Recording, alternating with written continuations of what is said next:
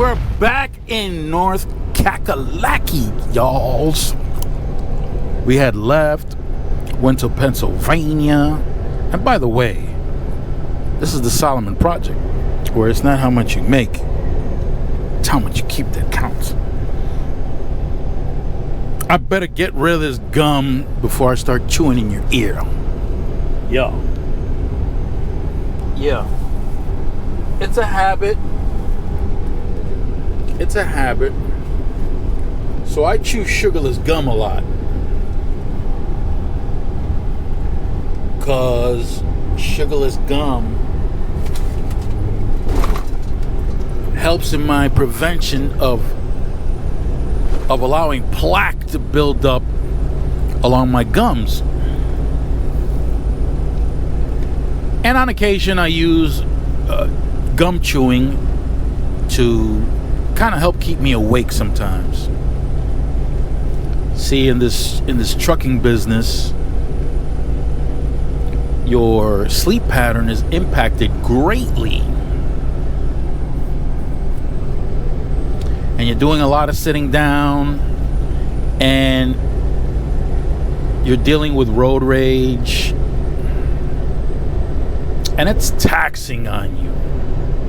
It's taxing on your back for sitting down for long periods of time. Is taxing on your emotions and your psychology with some of the careless driving that you encounter. Got to keep in mind, I'm rolling down the highway with weights of anywhere from 68 to 80,000 pounds, and people are driving close to me and looks like they're unaware of what they're doing. And it becomes very stressful. This one's going to be a little bit of a rant. And it's targeted at some dispatchers and brokers. So let me break it down in story form, because it's easier for me. So I delivered yesterday.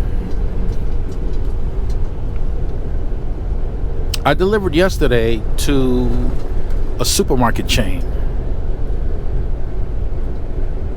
And of course, I arrived late. So let's turn the clock back a little bit. Y'all know what the ELD is, right? The electronic log, and the fact that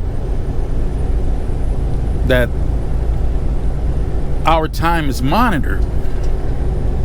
You have 14 hours, and this is all within a 24-hour period. You have 14 hours of work related to your driving, okay? There's an important reason why I expressed it that way.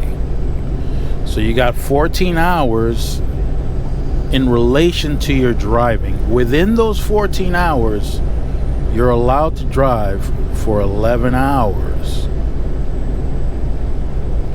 And before the 8th hour, you have to take a 30-minute break. That could be on duty, that could be off duty. Wasn't that long ago, it had to be off duty.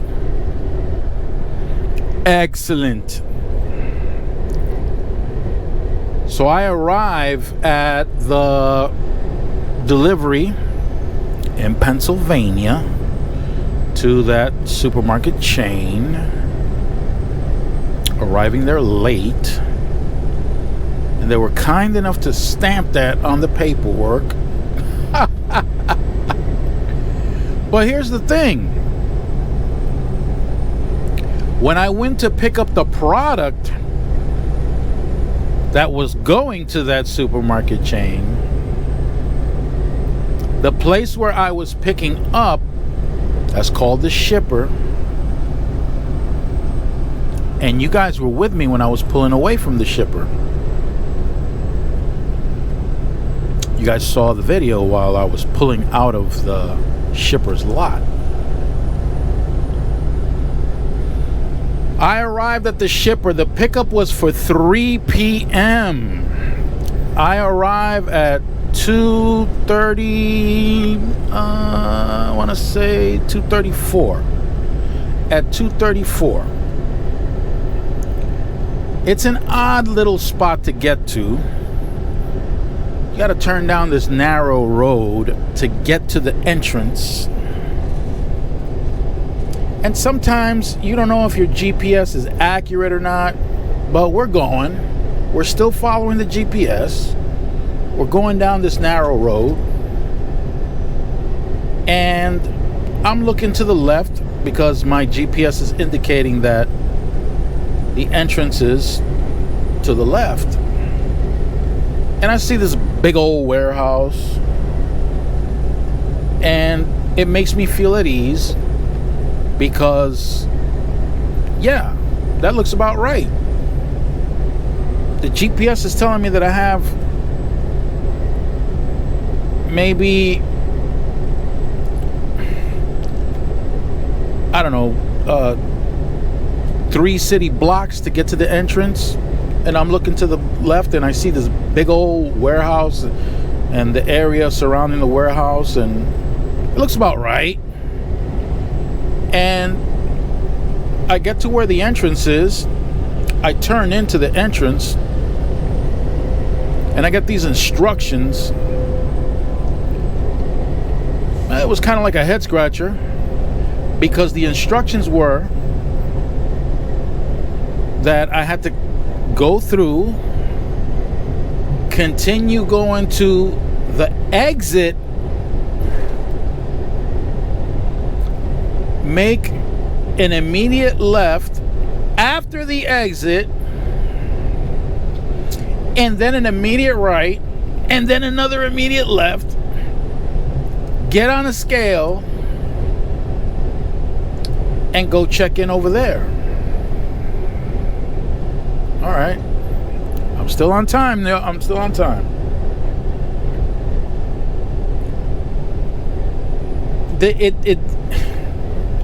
When I got to the exit, things were not making sense just by looking at where it is I had to go, what it is I had to do. It just wasn't looking right. I made the left before the exit. And I wound up going in one big circle within the compound, kind of tight. But I made that circle, came back to where that exit was. I got out, I asked, and it was confirmed I had to exit that part of the compound to go into, and this is all part of the same company. So yeah, I exited, made the left, made the right, made the left, got on the scale, went inside, and it was one of those computerized check-ins. So I had to get on a computer screen and provide whatever information they asked for. They want your name, truck number, trailer number, pickup number, put it all in, and then they texted me my instructions. And when I look at the instructions, they're gonna reach out and tell me what door I'm supposed to go to. All good. So when I finally get the door number,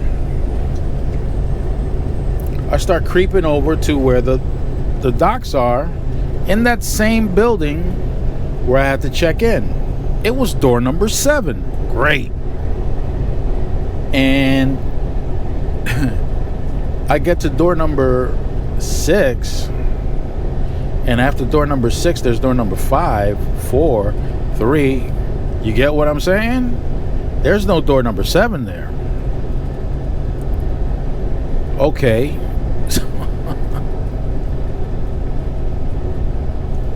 Fine. In the text message where the door number was provided, a phone number was also provided in case I needed some assistance. And of course, I called the number and they gave me instructions. The instructions were that I had to continue going straight, go on the road, make a left, go down about half a mile to another part of their facility, and find door number 7 there. Yeah, this never fails.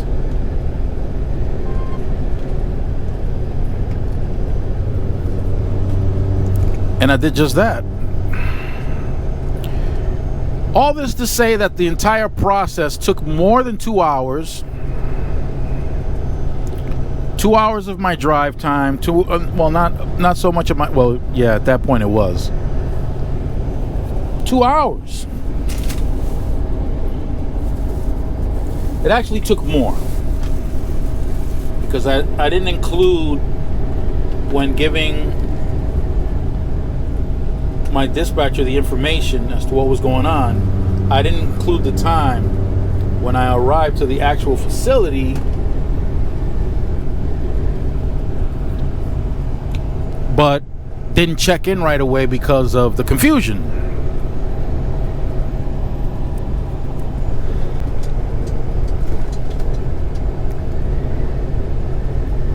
I believe, and of course none of what I'm about to express right now is confirmed, but I do know that brokers play games, and this one particular game had to do with their knowledge of how this shipper operates and the time that they set for their appointment is unrealistic. It's completely unrealistic. Welcome to North Kakalaki, y'alls. It's unrealistic. And I believe that the dispatch, but I believe that the broker knows this. So the broker has a condition: if you arrive late to the receiver, to where you're delivering, if you arrive late, you're going to have to pay a penalty, probably $250. So they deduct $250 from whatever they're paying for that load, knowing good and well that the probability of the driver making it by that appointed time is 0.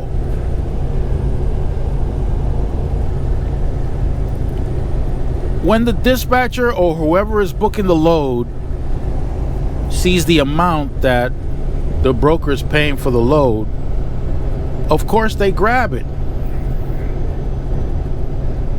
because it looks decent for what is being paid for nowadays, which is not very good, but it looks decent. But the broker already knows they're not going to be paying that amount, because they know that the driver's not going to make it to the appointment. And they got that clause where if you don't make it on time, you're going to pay, or they're going to deduct money off whatever they're paying for that load. Pretty slick.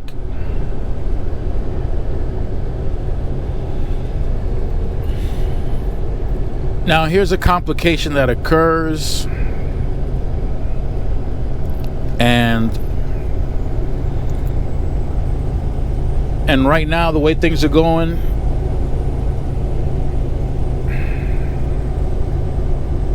it is extremely frustrating for the drivers. I think a little too much. I go to this delivery, and it's in the middle of nowhere. But to get to the middle of nowhere, there are sections of your route where you got to travel through small towns. We're talking narrower roads, during hours where there's a higher volume of traffic. Some places you gotta reduce your speed as low as 25 miles an hour, going through a small town, making really uncomfortable turns.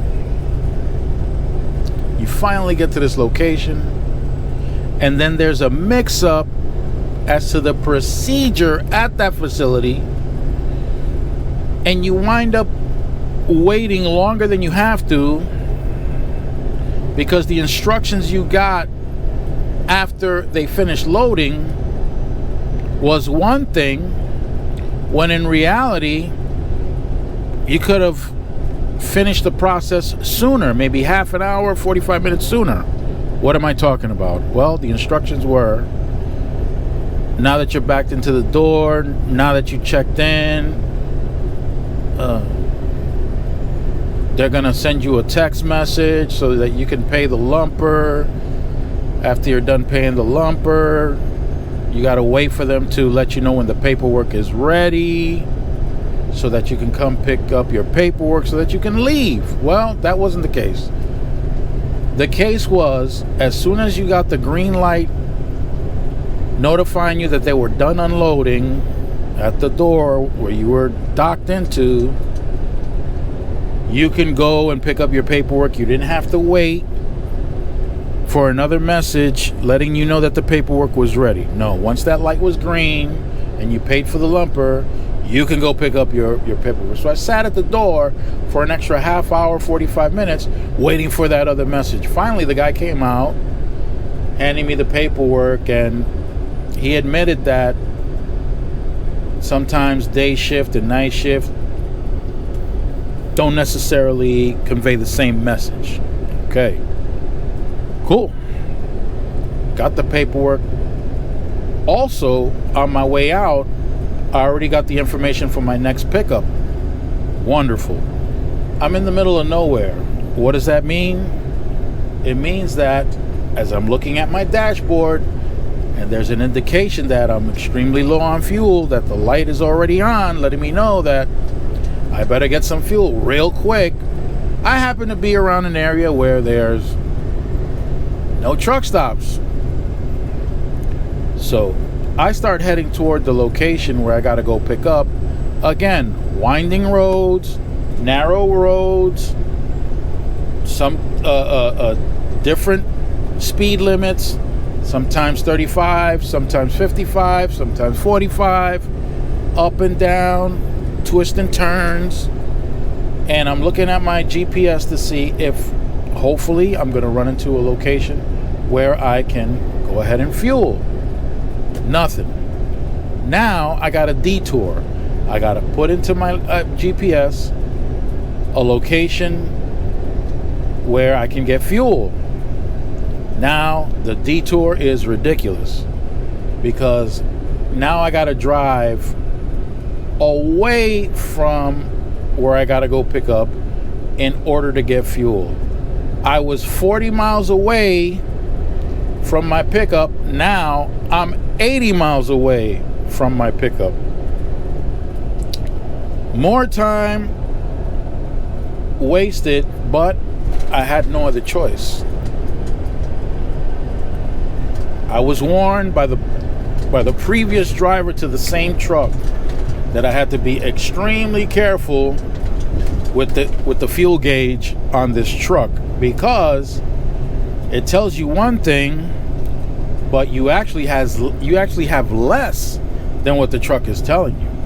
And he wound up having to call for roadside assistance to get fuel.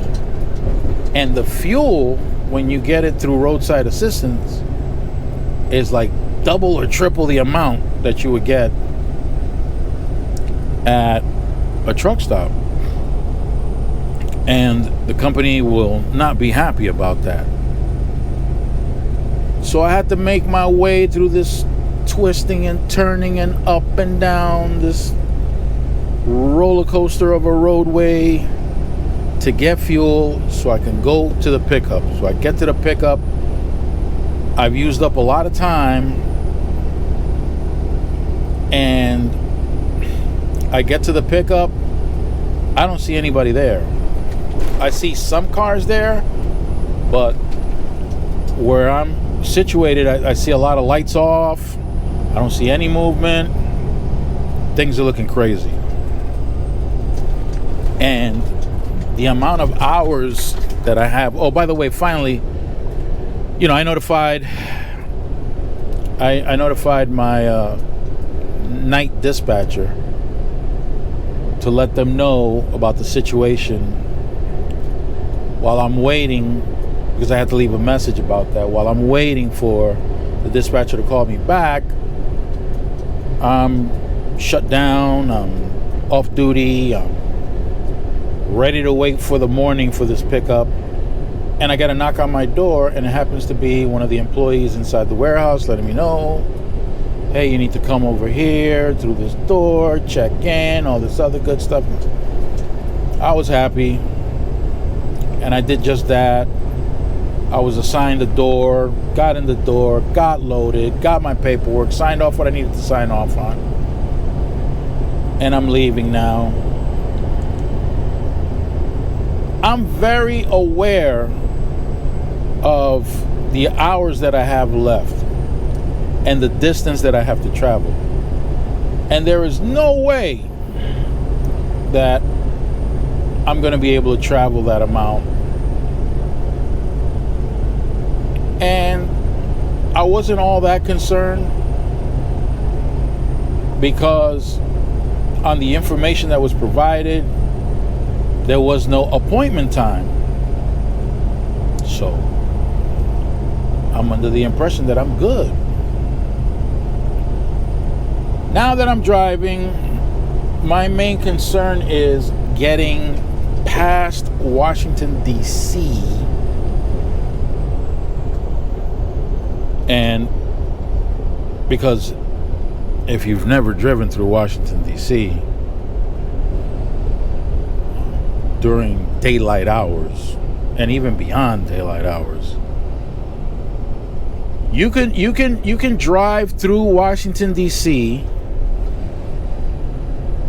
and throw your transmission into reverse and get to where you got to go to faster than if you were going forward. That's how bad the traffic is. It is absolutely horrible. Washington, D.C. is a parking lot for most of the day. And for the hours that I was driving through D.C., which was after midnight, it was a much better experience. Much better experience. And that was my primary concern. Thankfully, I reached Washington, D.C. when traffic was at its lowest. I was able to get through Washington, D.C. quickly, and I drove as long as I could drive after that until I was fatigued. And you guys know the rules. When you get fatigued, you pull over. And that's what I did. I pulled over into a rest area. My intention wasn't to stay in that rest area at the moment, because I still had some drive time and I would have progressed a little further. However, I think the Lord was telling me, no, I need to park and rest. Because as I was creeping, because I think what was I doing, 5 miles an hour as I was pulling forward? Yeah, that's creeping. As I was creeping, somebody was pulling out of a spot. So I pulled in. And I thought to myself, well, it's about 2:30 in the morning. I found a parking spot. This is a miracle of God, because this is the East Coast. This is a miracle of God. That at 2:30 in the morning, a spot opened up and appeared. Then I thought about it and came to the conclusion that it would be ridiculous for me to leave that spot, because I had maybe 2 hours of drive time left. So by 4:30 in the morning, I would have been somewhere else along the East Coast, along I-95. And the probability of me finding a space somewhere else was more than likely 0. And whatever creative parking you could have done, you probably didn't even have space for that. So I stayed where I was. And the clock kept ticking. I went on sleeper berth. The clock kept ticking. A few hours later, I got, look at this traffic right now. It's almost 5 o'clock. And look at this traffic on I-95. This is not the type of traffic that I would expect at this section of I-95, but it is. These are the unexpected things that occur regularly that your dispatcher may not expect, the company may not expect. The broker has probably experienced this, but it's not like they care, because they will charge you if you're late.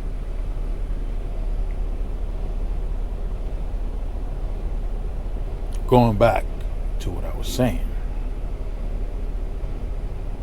Or maybe not. Yeah, I will.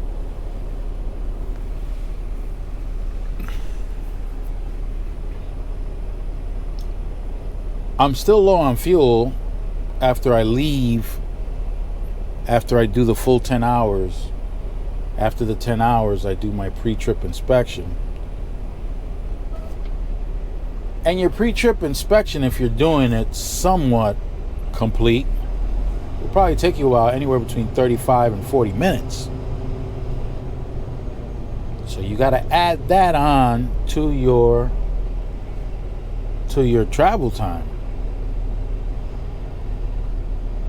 You also have to consider that those 35 and 40 minutes have to be on duty, so you're running through your 14-hour clock with that.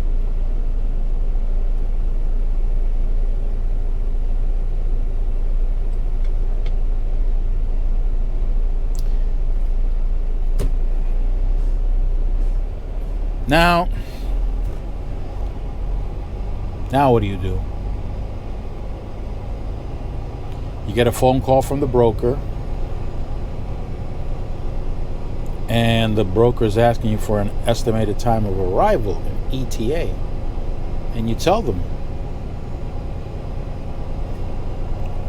And now they're questioning why you're not going to arrive at the appointed time, and this and that.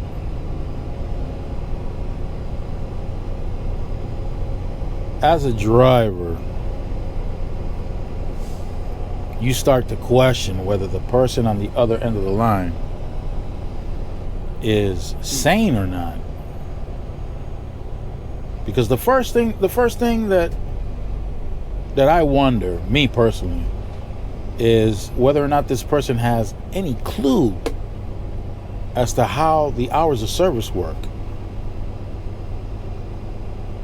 And I also wonder whether or not the communication between whoever got the load and the broker discussed what my hours of service actually was, and the location I was, whether I was empty or loaded, so that they can get a better calculation. But nope.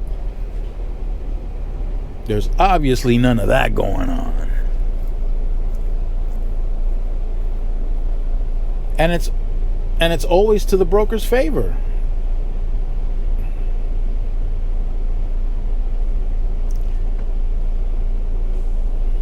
Did the load arrive to its location without it being damaged? Was the load stolen?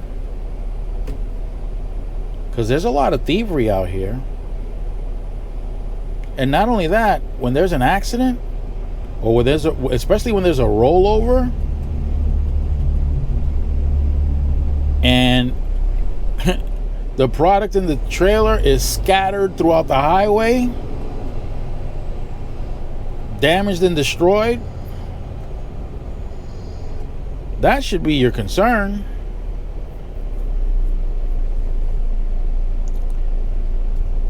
Anyway, that was my rant.